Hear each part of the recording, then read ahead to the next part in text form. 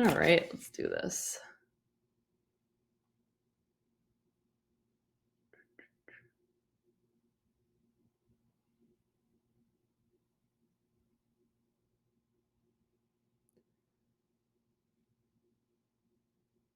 All right, I want to look at that whole little sequence there. So if we go back to the beginning of the match, I mean, just like initially, your opponent like actually keeps his legs like pretty open and flared. Like you see all this space between his legs here. I feel that you look like a little bit like maybe a little too cautious to approach his guard. And I feel that almost is what gets you swept at the end of the sequence, because you're trying to go forward and you're like almost like leaning back at the same time, you know? In the case here where your opponent has his two legs here, just like really open, your opponent has not taken a staggered stance with his guard, you know, he's just like completely square in front of you. There's a lot of opportunities to try to maybe put him on his back by grabbing an ankle, which I see you did try. But you can even honestly look to start taking insteps on your opponent, right? There's like all this space between his legs here, right? All this space to step in. Um, so obviously you want to like, you know, kind of hand fight and stuff. Uh, but you do kind of have a few options, right? When he's just sitting square like this. Another thing you could do is just honestly threaten to flank him on either side, right? Because he hasn't staggered his stance, you really have the freedom to attack either side of his guard. And he's not going to be in a great position to quickly defend, right? So if you want to go for a quick like flanking kind of like Toriando style pass, especially when your opponent has their legs wide open like this, that's like really a good time to go for that. Um, but yeah, and then if we continue here, so you do kind of paw at the ankles a little bit, but you know, I don't really believe you, you know? I don't really believe I don't feel threatened by that grip, right? And then when he does pull you in and connect, he connects to this grip here pretty strongly. And your reaction is to really immediately sit back on your heels as hard as possible. Again, his legs are still open. I would almost have taken an instep with this right leg and just forced like a reverse Dela Hiva kind of type position on him, right? This grip here by itself isn't like, you know, obviously it's a strong 2-on-1 control, but because you lean so far back, you almost ended up sweeping yourself, right? Because like here, as you can see, we pause here, you're really sitting far back on your heels. So he just has to look to connect to anything and kind of push you back over, right? There we go. So yeah, so just some food for thought on approaching the guard there. Obviously, you want to be cautious. You know, later I think there's a thing in the video where you actually go forward a little too much. But your opponent also has to feel threatened, right? If you're just kind of leaning back the second he connects, that's really just encouraging him to come forward. I mean, here he has this 2-on-1 grip on your foot. Definitely super annoying. I would say, as someone who likes to play half guard, for me personally, I'd be looking to catch his leg here with your free leg, and I'd be turning my heel out here. If I just raise, I'd be turning this heel out towards the outside over here, and looking to kick my leg free in that way. Um, if you're not looking to like concede to half guard, I would, if you can, honestly, even just sit up and reach for his grips and fight his grips. Break one of them off. Once you've broken one, you should be able to either circle your foot out, like circle it in and out, or be able to back heel your foot back down to the mat, right? We kind of want to avoid letting him keep that grip for too long. You kind of scoot straight back. Um, I would have almost scooted back like in a circling movement, right? So instead of just like going from like point A to point B straight back, I would say I would almost like look to come circle around him and then look to back heel that grip away at the same time. Now we're here. In this position here, I would say this is where he's going to step over and start attacking the legs, right? He does kind of leave himself like this. His far leg is kind of accessible. I would honestly maybe look to underhook this far leg here, this one right here, and either look to bring him into like a deep half guard, even if just temporarily, to like kind of negate this threat of this underhook grip.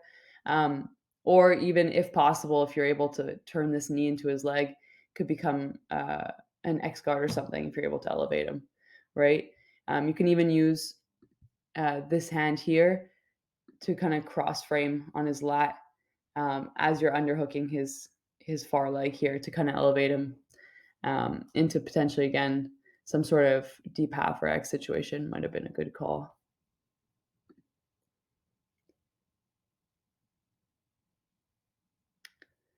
So he comes through. Again, no, I mean, not a fun place to be in here, right? So I think the secret with this kind of like reposition that he's going to put you into is to kind of, you don't want to panic, right? Uh, while it will put initially a pressure into this knee here, um, you can kind of rotate with this kind of attack. And what can make you feel better about this rotation is actually if you move your hips here. So instead of trying to just like run away, that kind of is going to make the pressure feel pretty heavy there in the knee. I would actually try to like move your butt here, like back into his, I guess, like hip area in here. Like almost think about trying to connect your butt cheek towards your heel. I guess that's being attacked is a good way to see it. At the same way, I want your free hands here to be controlling his legs, controlling basically whatever's going to stop you from being able to rotate through this and to clear your knee line, right? So it's hard for me to see what he has. I would bet that he's trying to hook, using his leg here to hook your secondary leg. So I would say use this posting hand here to be able to push your hips back towards your own heel, right? And then at the same time, use this hand to control his shin to get free your secondary leg. And then you can start building, like doing like a almost like a hip heist and turning actually with the pressure of the heel hook in this case, right? So you're going to be wanting to rotate towards our Muay Thai fighter over here in the background, right? So you're going to want to rotate towards him while you're making sure that he's not controlling your secondary leg. You won't be able to rotate anyways, or at least rotate effectively without doing that step. And then the idea is to get your knee here that's being attacked past the control of his legs onto the ground, where then you can look to backstep around to like a pressure pass or just even just turn and run away, right? But just these little things, I think you kind of end up like just trying to extend away there without necessarily like you try to rotate, which is good, but there's not necessarily like purpose like or control to your rotation. So I want you instead, before you look to rotate, I want you to do those things, right? So as you like here, as he's transferring the foot, you know what he's going to attack, right? So already your butt should be moving back towards your heel. You should be building up to an elbow here, controlling his hook here so that he can't hook your second leg. And then looking to rotate and bring your knee down towards the ground, or at least free of his control here. Again, I mean, definitely like not a fun position to be in. So no worries. I've been there as well.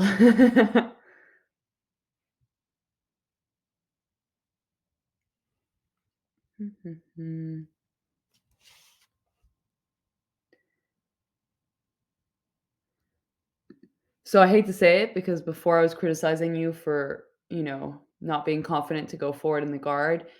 Here in this case, uh, I know obviously there's a factor of him pulling you in, but definitely when we don't have any kind of upper body controls here, we don't want to look to knee cut.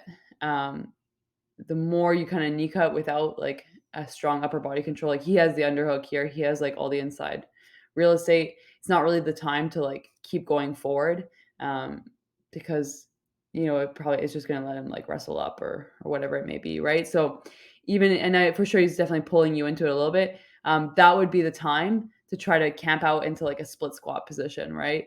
So if you could base heavy into this leg here, either initially you could start driving your knee across his body to kind of prevent him from being able to elevate you this way. And if that fails, then drive your knee down over this thigh to try to pin this leg to the ground. Again, being heavy into your hips in this position here, but not necessarily leaning back like you were at the beginning, more just like anchoring down on your opponent. And you can look to like use other things to anchor, like you can take a post in his armpit to kind of shift your weight back, right? If you feel yourself shifting too far forward, which is what he's looking to do. All right.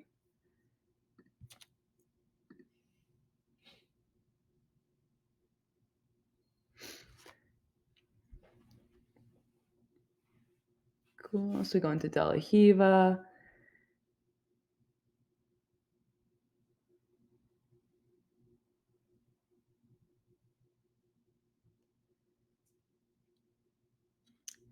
So what happens here, if I'm not mistaken, is that so he's trying to control your free leg here in the Dela Hiva guard.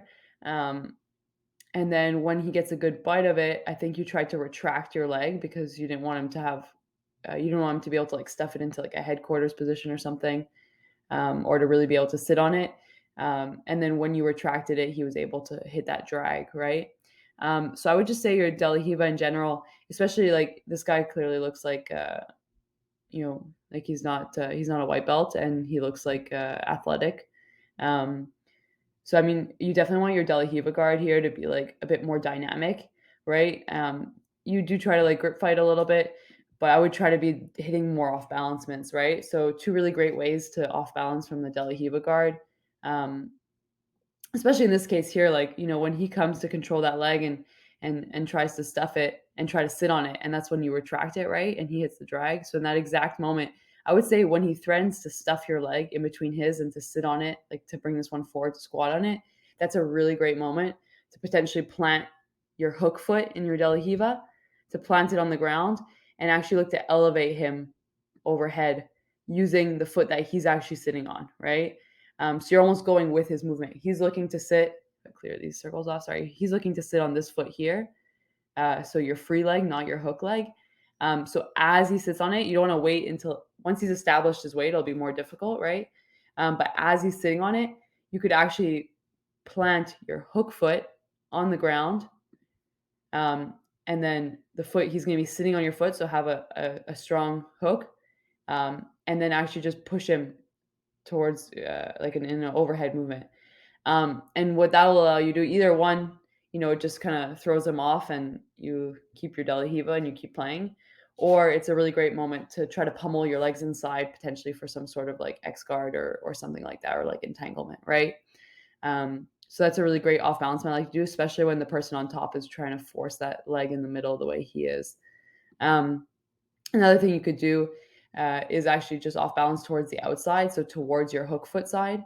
Um, you can lock your legs almost in like a quasi half guard situation, um, and just almost like use like a knee lever movement. So move your knees towards the outside just to get him to take kind of like a back step and to off balance him, right? This might open up an opportunity to pummel the legs inside similarly, or at the very least, you're not just kind of like in this like stagnant Dela Hiva where he can just focus on like kind of taking it apart the way he does. I hope that makes sense. So he drags the leg here. It's up and top side. So you do hear you have a good inside frame. Sorry, my face is blocking it. I've tried to move this. I don't know how to move this, my face. You do a good job though when I watch the preview of getting like a inside frame, here. And you're trying to get this knee back inside, which is great. And then he moves over your arm here, right? At this moment, when my opponent comes completely over my body, it's going to be a little bit more awkward to do a traditional uh, escape. So something I like to really do is actually to work up to my elbow and actually face, again, our Muay Thai fighter, our friend over here, um, and reach around. So in this case, let me just say, it would be your left arm would reach around his back into his lat. If you're familiar at all with like kind of like an octopus guard you would play from like half or something, I'll do this to recover as well. Um, from bottom side when my opponent chooses to come over my head the way he did on you, right? Uh, so you'd basically be working up to an elbow, and your other arm would be reaching around his back and controlling his lat here, right? And that actually opens up a lot of scrambles, and a lot of opportunities to not only escape but actually just to counter attack and hopefully end up on top, right? So that's something I would recommend looking into. Obviously hard for me to explain right here, right now, but I hope you can understand kind of what I'm hinting at with when your opponent comes over and reaching around the back. It's a really great option here.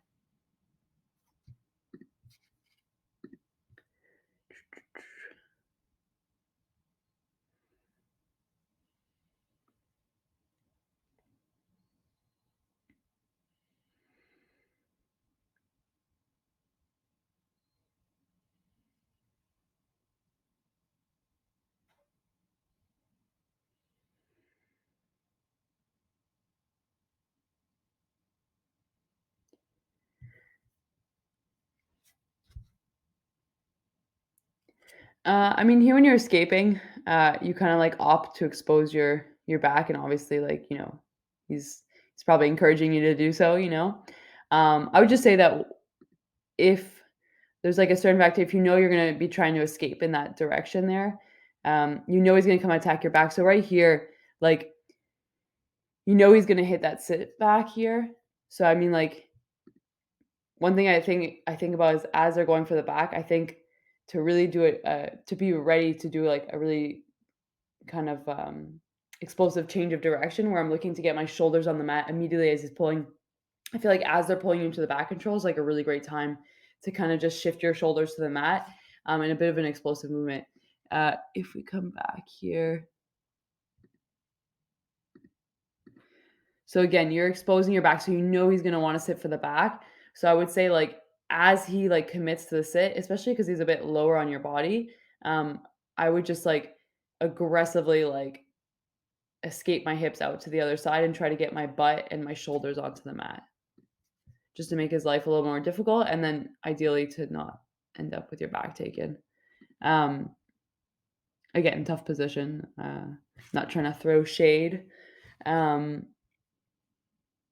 And especially because when he's taking your back, like even if he has that arm in for the choke, I know you seem to be like more focused on the choke, which is honestly never a bad thing. Um, but when he is like, if you can create that misalignment between like his chest and your back, even if he has like that, kind of choking grip in position, if your shoulders are not, if your back is not stuck to his chest, it's going to be actually really hard for him to be effective with that choke. So sometimes as they're taking the back, even if they're kind of threatening the choke, if I feel like I can create that misalignment, I'll maybe prioritize that a little bit more than just having two hands defending the choke. But again, obviously the priority is not getting submitted. So if you felt something that I'm not seeing, like you felt the choke was like an imminent threat and you had to deal with it, then obviously then that's the right thing to do. Um, mm, mm. Do a good job here controlling his hands. So when he does lock in this body triangle, so I noticed you kind of do these little like kicking movements um, to free your leg, right? Almost like you're trying to scissor your leg out, which is not the wrong thing. So I don't know if you just saw like all those little attempts you had here. Sorry, again, my face is in the way. Um,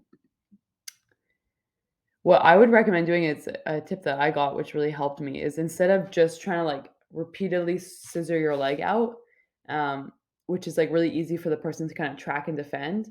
What I actually like to do is bring so on the side of the lock of the triangle here. Sorry, again, my face is in the way. Bring that knee towards your chest to create tension, right? So you're not doing these like repetitive kind of like predictable kind of movements. Instead, you bring your knee to your chest. You're not thinking about circling your leg out anymore. You create a bit of tension by kind of holding your knee towards your chest for like a few seconds.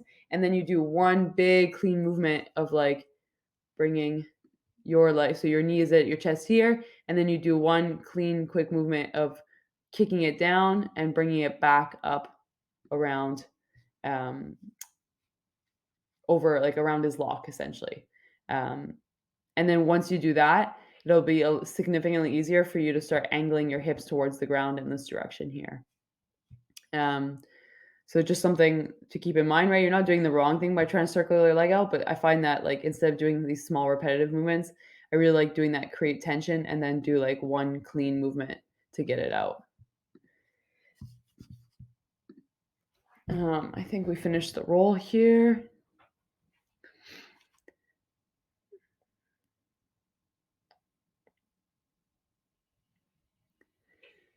I'm not sure if time ends or if I think time just ends because it doesn't look like he gets you in anything. Looks like you're escaping actually.